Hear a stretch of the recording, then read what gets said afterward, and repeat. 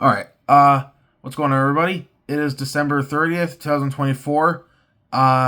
In this video, I'm going to do a tier list ranking of the 2024-25 Winnipeg Jets.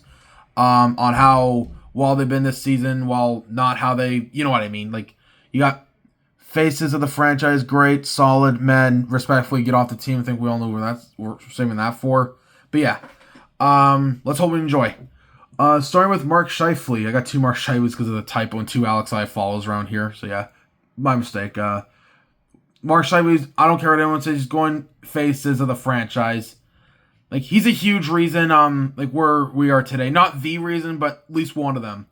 Now, I know his defensive game can be flawed sometimes, like, especially, like, 2022, 23, or 21, or whatever. But at the end of the day, like, I think, I don't know what was going on with him, but he might have been going through something personal. Like, I definitely believe the death of Dale Howard-Chuck back in 2020, like, 2020-something, 2020, really, kind of affected his game or whatever. And yeah, because he was a mentor to him. You know, he was the coach of Howard-Chuck not only was the greatest Jet of all time, but he was also the coach of the Barrie Colts back then. And Scheifele was a player of them. So yeah, I can see that affecting Scheifele too. And we all know about his hit on Evans. So yeah. But no, Scheifele's back to his old self, man. I mean, it's great to see. Because everyone wanted him gone. Everyone called him a locker room cancer, a bully. Let's say, if you think Scheifele's still a cancer, let's just say you're really slow in the head. If you're offended, don't care. Alright, so yeah. Scheifele, his number will be retired in the Raptors someday. Book it. Nikolai Ehlers, great. Every time Ehlers is on the ice, I don't see him as a face of the franchise, but he's still, every time he's on the ice, it's always electrifying. Like, he's so fast. He's got a great snapshot, a great playmaker too. He's good defensively, and yeah. I think he's also one of the most underrated players in the game. And give him that contract.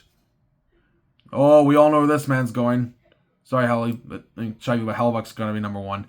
Connor Hellebuck, or should I call him Connor Vesnabuck?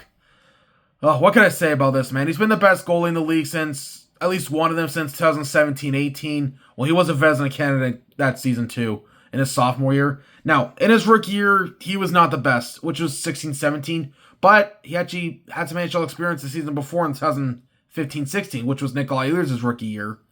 Because he replaced the injured Andre Pavlik, who's injured from November to February of that year. And yeah. And Hellebuck wasn't that great. He had made some really good saves. He stole a couple games, but back then, he wasn't really, and he was not NHL ready, and you can tell. Even in his full-time rookie year, yeah, he was not that good that year. But ever since 2017-18, he's been one of the best goalies in the league ever since. And I still don't care what anyone says. He is the best goalie in the league today. Sorry if you hear my dog barking. But yeah. Kyle fucking Connor. Or should I call him Colonel Sanders? Colonel Connor. Or Colonel Kyle, whatever. This man also is electrifying on the ice. He's like, him and Scheifele, I don't care, one of the best duos in the league. Everyone says they suck defensively together. They're point per game players. And that's what they're paid to do, is put the puck in the net and make plays. And yeah. And Kyle Connor's more of a goal scorer than Scheifele is, but yeah. Man, Kyle Connor's a sick, man. Everyone wanted him gone last season too. Like, I don't get it. Because he had a bad defensive year. Ooh, someone's calling me. Oh, no, I'll call him in a bit. So yeah. Kyle Connor's amazing, man. I don't know why everyone wanted him gone last year.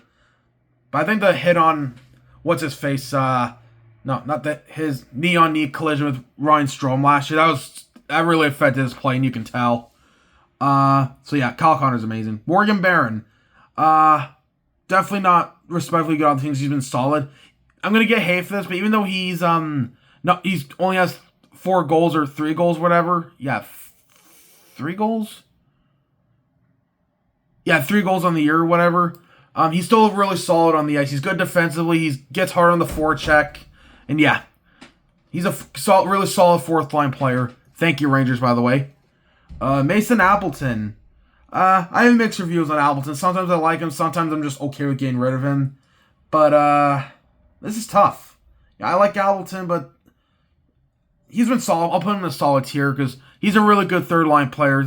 He can be a little bit of an offensive liability at times, but He's good in his own zone though. I mean, he's no Selke finalist, but he's still really solid. Adam Lowry, definitely solid, man. I don't care what anyone says. He is, in my opinion, the best captain in the league.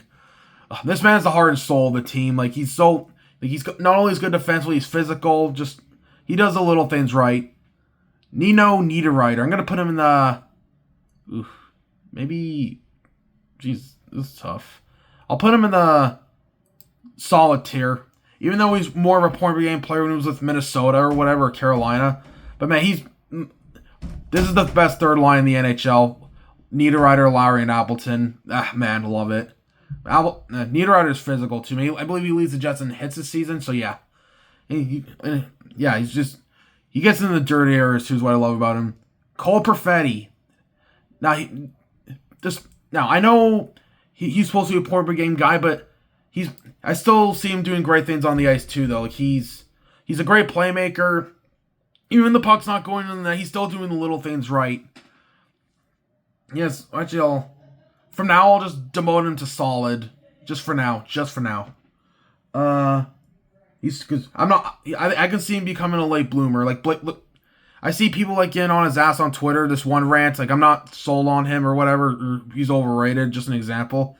Look at Blake Wheeler. He's a former 4th overall pick in 2004, and he became one of the best Jets in 2.0 history.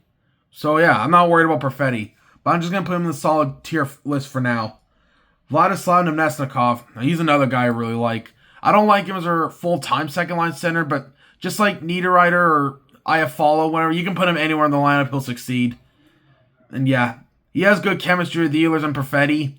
Yeah, really good second line. Maybe not full-time as a center. Like, he's no Brian Little or whatever, but I really like Nemesnikov. Josh Morrissey, faces of the franchise. He is, I don't care what anyone says, he is one of the best defensemen in the league. Maybe not on the same level as Cale Makar or Quinn Hughes, but man, I think he's, in my opinion, the most underrated defenseman in the league. He doesn't really get talked about enough, honestly, because he's in Winnipeg. But I really love Josh Morrissey, man. The blue line would totally flounder shit if you take him out. Alex Iafallo. This is tough.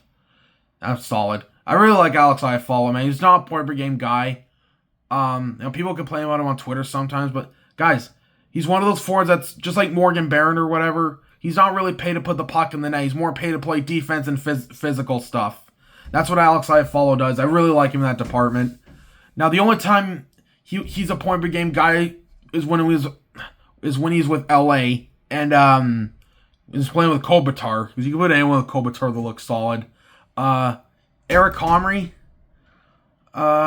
This is tough. I'm going to put him in the Met tier. It sucks, too, because I think Comrie's playing well this season, but it's just, he's not really the type of goalie that can steal a game, though, which sucks for him. You know? It sucks. I like Comrie. He seems like a cool guy off the ice. And yeah. Like, I love his personality, like, with the Jets media. I just love it, man. But I decided to put him in the Met tier. Like, I think he's good. Like, he's not terrible, but I wouldn't keep him in the long term as a full-time backup, in my opinion. So, yeah. Ville Heinola? Everyone's gonna get on my ass about this one. I'm gonna put him in the Met tier. Like, but he's not been bad at all, but it's just like, I don't know. If he left the Jets, I don't think it would hurt the organization or team at all. Like, he's good, but he's not as good as, like, the media or Jets Twitter hypes him up to be. So, yeah, but I still like Heinola, though, but just because I put some players in Met doesn't mean I dislike them or whatever. Now, Logan Stanley, Heinola, he's good, but he's not, like, the Jets Twitter specifically acts like the savior of the franchise. Now, moving on. Logan Stanley, I hate to say it. I know this guy gets enough shit as he gets, but it needs to be said. Respectfully, get off the team. Now, he made some good plays, like, in his career, like, because I really like Logan Stanley in his rookie or the pandemic season a couple years, or now almost a few years ago. But yeah, I wouldn't shed a tear if he left the Jets, honestly. And it sucks too, because he had potential, like really high potential, like maybe like he could have been like a poor man's Zdeno Chara or whatever, but that's not happening. Neil Pionk. People are going to disagree, but I'm going to put him in the gray category or tier, whatever. Now, last year, just like all of us, we all wanted him gone. But no, he's been unbelievable, man. Like, he's almost a point per game defenseman like Morrissey, and he's really been solid in his own end too. So I really like Neil Pionk. Thank you, Rangers, by the way. Dylan Sandberg, solid. Man, this blue line really misses Dylan Sandberg. Sucks that he got injured. He reminds me of Mark Stewart a little bit. Like, he's not on the score sheet a lot, but he's very good in his own end. Like, shot blocking, throwing his weight around, yeah. Just Hayden Fleury. I really like what I've seen from Hayden Fleury this year, man. When we signed him July 1st, was it? I wasn't too fussy about him because why did Carolina allow to let him go? And he's like a former 4th or 5th overall pick too, correct me if I'm wrong. So yeah, clearly he hasn't really lived up to that hype. But man, I really like him. He's a very good third pairing defenseman. Just like this guy right here, Colin Miller. I love Colin Miller, man. I don't know why Rick Bowness how they scratched him throughout last year at the trade deadline or second half of the season or playoffs. He's got a great slap shot from the point, man. He's very smart too. Dylan DeMello. I'm gonna put him in the solid tier. A lot of solids, but I just really like Dylan DeMello, man. He's so good in his own zone. I argue he's one of the best shutdown defensemen in the league. He's not on the score sheet. He's barely on the score sheet, but he does the little things right. Rasmus Kupari. I'm actually gonna put him in the Mac tier. Like, it's not because he sucks or whatever. No, I actually like Kupari, but if he left the Jets, it wouldn't really hurt the team either. Like, he's fast, but I like Barron more than Kupari though. But we still won that trade though. Yeah, you know what I mean. You know what I mean. But I just put him in the Mets here. I don't hate it though. It's tough. So ignore these two. Last but not least, Gabriel Velarde. Oh, what a fleece job by the Kings, like I mentioned earlier, with Iafallo and Kupari, man. It's just, fuck, man. How did LA accept that trade, man? He reminds me of Blake Wheeler a little bit, but with less playmaking skills. Because Blake Wheeler will always be a better playmaker. But I just find Velarde has a really better net front presence. But he reminds me of Wheeler in that category too, because Wheeler was like that too. But no, I love his net front presence. Most of his goals are like from close to the net or deflections. Man, he reminds me of not only Blake Wheeler, but he kind of reminds me of a Wayne Simmons type player or Corey, like a poor man's Corey Perry. You know what I mean? But yeah, I really like Gabe Velarde, man. I hope we lock him up long term. Now that's all because I follow Scheifele clones. But yeah, this may be a tough one to do because the Jets are number 1 in the league right now. And who's going to work out long term or whatever. Okay, I'm going to change these. Sorry, guys. I'm having trouble talking and changes already. But I'm actually going to put Cole Perfetti in the gray. Just slide him up to promote him to gray because I just want to make some room. Like fill that up a little bit. It's so tough, man. It's tough. This is a tough list, but it's got to be done at the same time. I'm really impressed with how the Jets been this season, man. Hope they keep it up too and prepare for the game tonight against Nashville. So yeah, hope you enjoyed the video, and if you disagree, that's fine. So yeah, go Jets go, baby.